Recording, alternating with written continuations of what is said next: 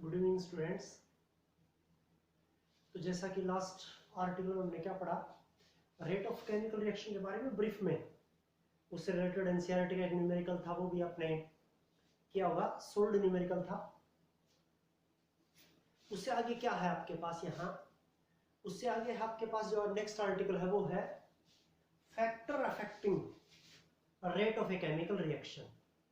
Factor affecting rate of a chemical reaction. Rate of a chemical reaction को कौन कौन से फैक्टर अफेक्ट करते हैं? Factor affecting rate of a chemical reaction. Factor affecting rate of a chemical reaction. Chemical reaction को कौन कौन से फैक्टर अफेक्ट करते हैं? Factor affecting the rate of a chemical reaction. Chemical reaction की रेट को, केमिकल रिएक्शन की speed को कौन कौन से फैक्टर अफेक्ट करते हैं? ये है हमारे पास यहाँ आर्टिकल।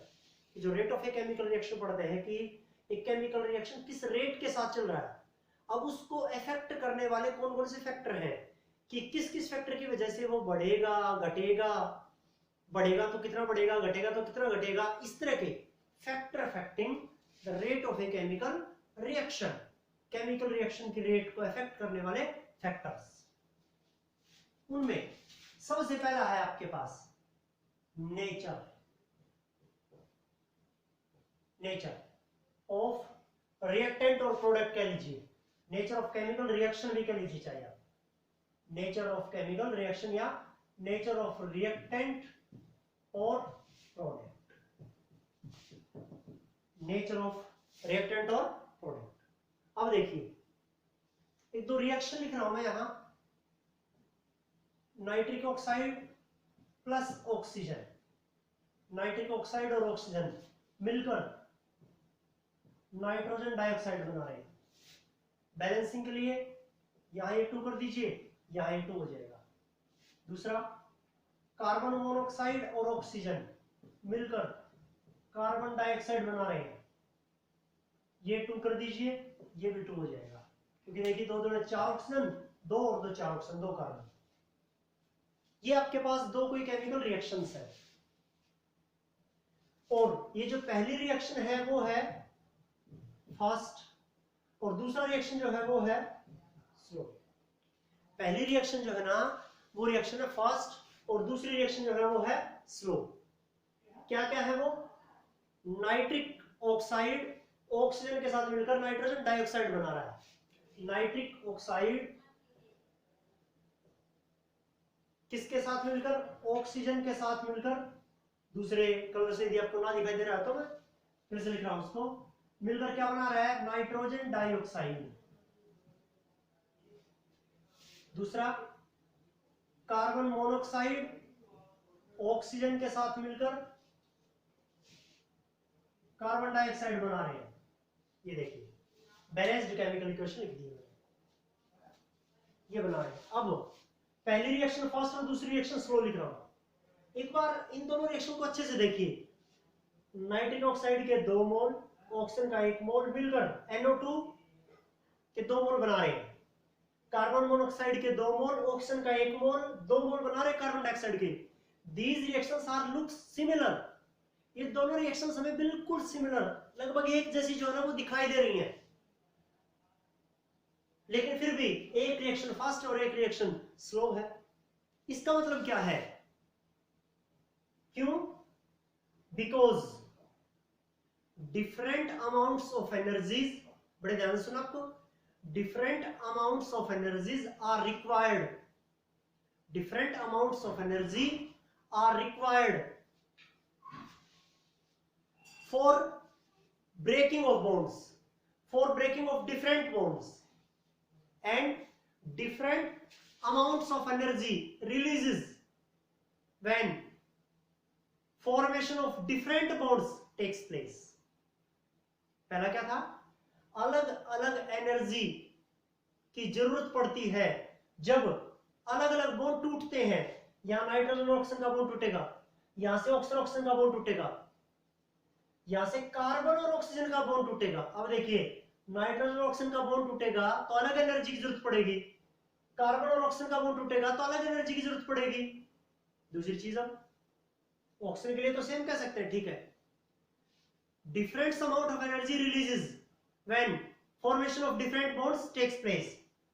अब यहां देखो नाइट्रोजन और ऑक्सीजन के बीच का बॉन्ड बना और यहां कार्बन और ऑक्सीजन के बीच का बॉन्ड बना, तो अलग अलग एनर्जी रिलीज होगी। जब बॉन्ड टूटता है तब एनर्जी की जरूरत पड़ती है, जब बॉन्ड बनता है तब एनर्जी रिलीज होती है। तो अलग अलग बॉन्ड टूटेगा तो अलग अलग एनर्जी की जरूरत, और जब अलग अलग बॉन्ड बनेगा तब अलग अलग एनर्जी रिलीज होगी। इसलिए एनर्जी जो जब बॉन्ड टूट रहा है तब एनर्जी कुछ है, जब बॉन्ड बन रहा है तब एनर्जी कुछ है। तो रिएक्शंस के लिए एनर्जी का ये फैक्टर है, तो इसलिए एक फास्ट एक स्लो है, मतलब अलग अलग एनर्जी है तो उस रिएक्शन का नेचर भी अलग अलग है, एक फास्ट होगी और एक स्लो होगी। ये देखिए आपके सामने एग्जांपल भी है, किसके कारण, एनर्जी के फैक्टर के कारण, एनर्जी के फैक्टर के कारण। दूसरा फैक्टर लिख देंगे आप यहां, और दूसरा फैक्टर क्या है आपके पास, दूसरा फैक्टर लिख लीजिए आप, concentration of reactant, concentration of reactant, reactant के कंसंट्रेशन, कंसंट्रेशन ऑफ रिएक्टेंट। सीधा बोल रहा हूं मैं, कंसंट्रेशन डायरेक्टली प्रोपोर्शनल होगा रेट ऑफ रिएक्शन के, रिएक्टेंट का कंसंट्रेशन डायरेक्टली प्रोपोर्शनल होगा रेट ऑफ रिएक्शन के। As the concentration increases, as the concentration increases rate of reaction also increases। Reactant की कंसंट्रेशन बढ़ेगी, रेट ऑफ रिएक्शन भी बढ़ेगा, reactant की कंसंट्रेशन बढ़ेगी उतना ही रेट ऑफ रिएक्शन बढ़ेगा। आपने वैसे भी कहां पढ़ा, लीचेट प्रिंसिपल के अकॉर्डिंग कि रिएक्टेंट की कंसंट्रेशन को आप बढ़ाएंगे रिएक्शन फॉरवर्ड डायरेक्शन में जाएगा। आपने लीचेट प्रिंसिपल को पढ़ा 11th क्लास में कि आप रिएक्टेंट की कंसंट्रेशन बढ़ाएंगे, इक्विलिब्रियम ना फॉरवर्ड डायरेक्शन में शिफ्ट करेगा, फॉरवर्ड डायरेक्शन में प्रोडक्ट बनेगा ज्यादा ज्यादा। तो ज्यादा प्रोडक्ट बनने का मतलब क्या है, रेट ऑफ रिएक्शन का ज्यादा होना। प्रोडक्ट बनने का मतलब, प्रोडक्ट की टर्म में यदि बोलेंगे आप, क्योंकि प्रोडक्ट तो बिल्कुल था ही नहीं और प्रोडक्ट बन रहा है तो इसका मतलब क्या, रेट ऑफ रिएक्शन बढ़ रहा है। तो रिएक्टेंट की कंसंट्रेशन बढ़ने से क्या बढ़ता है, रेट ऑफ रिएक्शन। आप उस फिजिकल में बता सकते हैं, फिजिकल जो इक्विलिब्रियम में था आपके पास लीचेट प्रिंसिपल, उसके अकॉर्डिंग भी बता सकते हैं, कोई बड़ी बात नहीं है। कंसंट्रेशन ऑफ रिएक्टेंट यहां इसके मीडियम से बताना होगा वो मास एक्शन और रेट लो जो आगे आएगा उसके अकॉर्डिंग, बस ये याद रखिए, as the concentration of reactant increases rate of reaction also increases. ये था आपके पास, तो कंसंट्रेशन रिएक्टेंट का directly proportional rate of reaction के। तीसरा आपके पास, तीसरा फिर आपके पास यहां टेम्परेचर, टेम्परेचर, टेम्परेचर में क्या है, टेम्परेचर में क्या है, as the temperature increases, as the temperature increases rate of reaction also increases, as the temperature increases rate of reaction also increases। Temperature बढ़ेगा रेट ऑफ रिएक्शन भी बढ़ेगा। और in most reactions, in most reactions the rate of reactions becomes double, the rate of reactions nearly doubles for every 10 degree rise in temperature। कि temperature के बढ़ने के साथ साथ रेट ऑफ रिएक्शन भी बढ़ता है। कितना बढ़ता है rate of reaction, rate of reaction दुगुना हो जाता है। कब, जब आप टेम्परेचर में राइज करते हैं 10 डिग्री का, जब टेम्परेचर को 10 डिग्री सेल्सियस या 10 डिग्री केल्विन, केल्विन में भी कह सकते हैं आप या सेल्सियस में भी, तो मैंने सीधा डिग्री बोला उसको, 10 डिग्री सेल्सियस बढ़ाओ या 10 डिग्री केल्विन बढ़ाओ। जब आप 10 डिग्री राइज करते हैं टेम्परेचर को तो रेट ऑफ रिएक्शन कैसा हो जाता है, बिकम्स डबल, नियरली डबल हो जाता है, दुगुना हो जाता है लगभग रेट ऑफ रिएक्शन। पहले कितना था, मान लीजिए 298 केल्विन के ऊपर रेट ऑफ रिएक्शन कितना भी था, अब आपने टेम्परेचर 10 डिग्री बढ़ा दिया, 298 केल्विन था, कर लिया आपने 308 केल्विन, 308 केल्विन कर लिया, तो रेट ऑफ रिएक्शन क्या होगा, दुगुना बढ़ जाएगा, रेट ऑफ रिएक्शन दुगुना बढ़ जाएगा। ये होगा आपके पास यहां टेम्परेचर से रिलेटेड। उसके बाद में आपके पास जो नेक्स्ट फैक्टर है, हेलो, टेम्परेचर से रिलेटेड क्या बताया हमने कि as the temperature increases rate of reaction also increases. कितना बढ़ेगा रेट ऑफ रिएक्शन? आप 10 डिग्री राइज करेंगे टेम्परेचर में तो रेट ऑफ रिएक्शन डबल हो जाएगा, ऑलमोस्ट डबल हो जाएगा, नियरली डबल हो जाएगा। ये सारी चीजें जैसे टेम्परेचर का 10 डिग्री से, इसके लिए भी क्या होगा, आपके पास एक आर्टिकल होगा, कंसेप्ट होगा जो क्लियर होगा इसी यूनिट में आगे। ये रटिफिकेशन नहीं कितना बताइए तो क्यों होता है, तो टेम्परेचर कोफिशिएंट, वो सारे हम देखेंगे चीजें। ये है आपके पास थर्ड, और उसके बाद में आपके पास फोर्थ क्या है? फोर्थ जो है वो है आपके पास टेम्परेचर के बाद में, और वो है surface area. Surface area, as the surface area increases rate of reaction also increases. Surface area बढ़ेगा, रेट ऑफ रिएक्शन भी बढ़ेगा। As the surface area increases rate of reaction also increases. अब ये कैसे बढ़ेगा, इसका एग्जांपल देखिए आप। आपने क्या किया, लकड़ी का एक इतना बड़ा लोगो वुड, इतना बड़ा लट्ठा जिसे कहते हैं आप, लकड़ी का वो ले लिया और उसको एक चूल्हे में जलाना शुरू किया।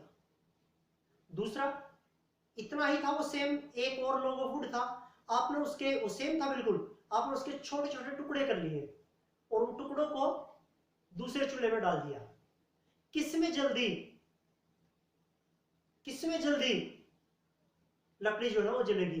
किसमें? जिसमें छोटे छोटे टुकड़े थे, क्योंकि इसमें क्या था, हर एक टुकड़े का सरफेस एरिया, उसमें तो एक पूरा लोगो वुड था, उसका सरफेस एरिया कम था, किसकी कंपैरिजन में, जो छोटे छोटे टुकड़े हैं उनके कंपैरिजन में। तो सरफेस एरिया बढ़ा किसका, टुकड़ों का, रेट ऑफ रिएक्शन भी बढ़ा।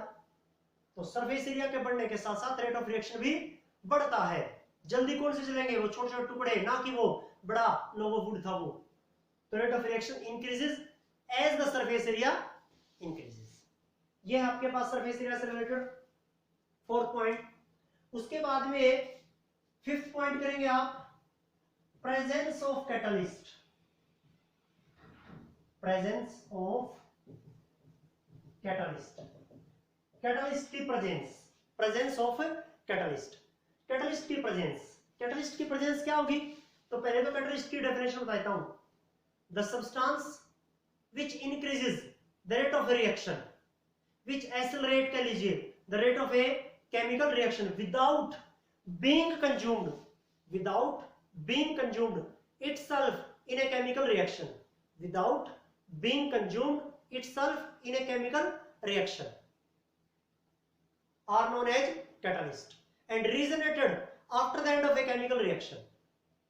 कैटलिस्ट क्या होता है, वो सब्सटेंस जो रेट ऑफ रिएक्शन को एक्सेलरेट कर दे, इंक्रीज कर दे, बढ़ा दे रेट ऑफ रिएक्शन को, विदाउट बीइंग कंज्यूम्ड इटसेल्फ इन ए केमिकल रिएक्शन, बगैर रिएक्शन में कंज्यूम हुए। रिएक्शन में आपने वो 10 ग्राम लिया था, तो लास्ट में आपको रिएक्शन के आखिर में आपको 10 ग्राम ही मिल जाएगा। जैसे रिएक्टेंट प्रोडक्ट में कन्वर्ट हो जाएगा, तो रिएक्टेंट तो है नहीं, प्रोडक्ट मिलेगा आपको। और आपने कैटलिस्ट ले रखा है, एक एडिशनल सब्सटेंस है वो 10 ग्राम ले रखा है, आपको लास्ट में, रिएक्शन के लास्ट में रीजन रेट आपको 10 ग्राम ही मिलेगा। तो उसका काम क्या था, रिएक्शन को एक्सेलरेट करना, विदाउट बीइंग कंज्यूम्ड इटसेल्फ इन ए केमिकल रिएक्शन। रिएक्शन को खुद का उपभोग किए बगैर, खुद को खाए बगैर, मतलब जब 10 ग्राम लिया था तो 10 ग्राम ही आपको वापस मिल जाएगा। वो था आपके पास क्या, प्रेजेंस ऑफ कैटलिस्ट। मतलब कैटलिस्ट की प्रेजेंस होगी तो रेट ऑफ रिएक्शन को क्या कर देगा, वो बढ़ा देगा, इंक्रीज कर देगा। तो catalyst increases the rate or speed of a chemical reaction without being consumed itself in a chemical reaction and regenerated after the end of the chemical reaction. और वो रिएक्शन जो इक्विलिब्रियम में होती है उनके लिए कैटलिस्ट क्या करता है,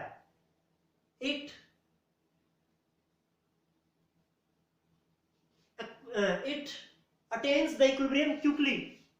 इक्विलिब्रियम को क्विकली क्या कर देता है, अटेन कर लेता है क्विकली।